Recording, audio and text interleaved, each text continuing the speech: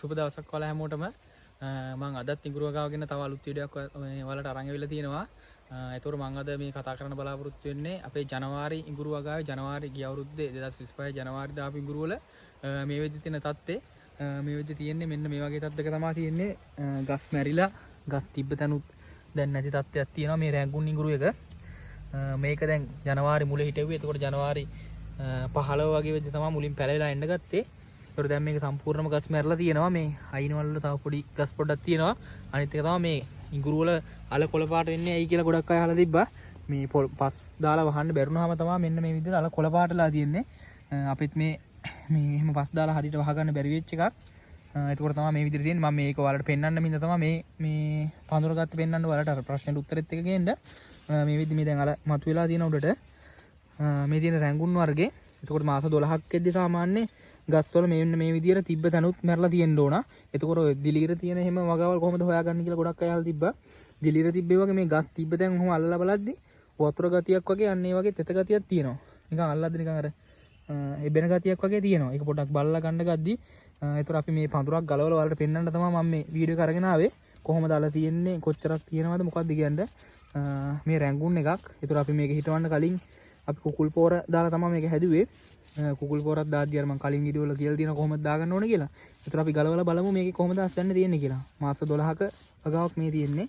දැන් අල මතුවලා තියෙන උඩට අපි ගලවලම කතා කරමු කොහොමද තියෙන්නේ කියලා. ඌ දැල්ලෙන් ගලවන්නේ නැහැ සාමාන්‍ය මුල්ලුවෙන් ගලව ගන්න මම මේ අහම්බෙන් තමයි මේ වීඩියෝ එක කරන්න හිතුවේ. ඒකෝර හින්දා මම මෙහෙම ගලවලා වලට පෙන්නන්න.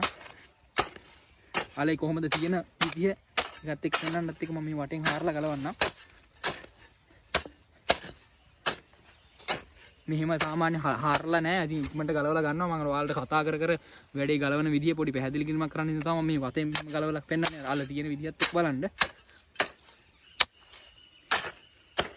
නැත්තම් මෙහෙම මේ වටෙන් හාරලා කවදාවත් ගලවන්නේ නැහැ. අර ඔයාලට පැහැදිලි කිරීමක් කරන්න හින්දා තමයි මම අර පඳුර පිටින් කැඩෙන්නේ නැති වෙන ගලව ගන්න හින්දා තමයි මෙහෙම ගලව ගත්තේ.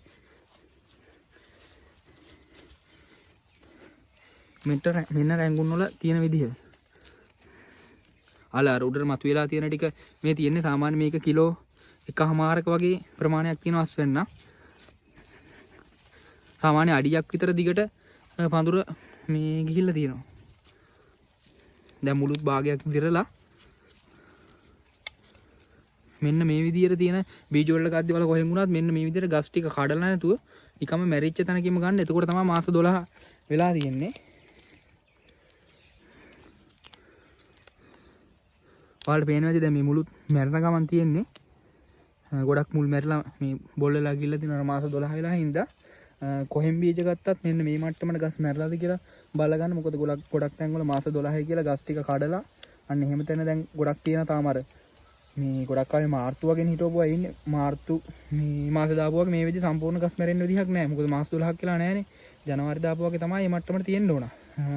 තව ඔයාලට අපෙන් බීජිඟුරු වගේ ගන්න ඕනොත් මට 077යි 45යි 99 763 ওই නම්බර් එකට කෝල් එකක් ගන්න. එතකොට අපිව සම්බන්ධ කරන අපේ බීජිඟුරු ගන්න පුළුවන්. ඒතකොට අර මව්වලේ කියන්නේ මොකද්ද කියලා අහලා තිබා. මේ මව්වලේ කියන්නේ මේ අපි ගිය අවුරුද්දේ හිටවපු වලේ.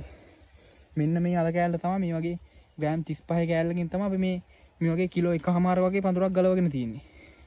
මෙන්න මේ පොඩි අලේ දැම්මේ අපි මේ ජනවාරි වල දැම්මේ මෙන්න මේ වගේ පොඩි අලයක් දාලා තමයි මෙන්න මේ වගේ ලොකු මේ පඳුරක් හදාගෙන තියෙන්නේ. එතකොට අපි දැන් මේ දාපු කෑල්ලෙත් අර මම කියනා වගේ මේ අංකුරෙන්න තැන් ගොඩක් තිබ්බ එකක් තමයි මේ තියෙන්නේ.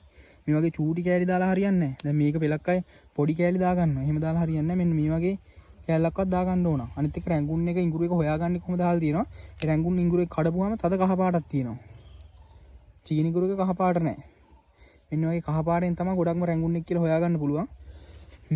මේක අර නිරෝගී කියන්නේ හොඳ ලෙඩ රෝග ආපු නැති ඉඟුරු එක නම් මේ දැන් මේක මේ ඉඟුරු වල ටික මේ මව් වලට අවුරුදු 2ක් වෙනවා. අවුරුදු 2ක් කියලා තාම කිසිම සවුත්තුවක් කියලා නැහැ. දැන් මේ කහපාර පොඩක් අඩුනේ මගේ අතේ තියෙන මඩ ගතිය වෙදිලා.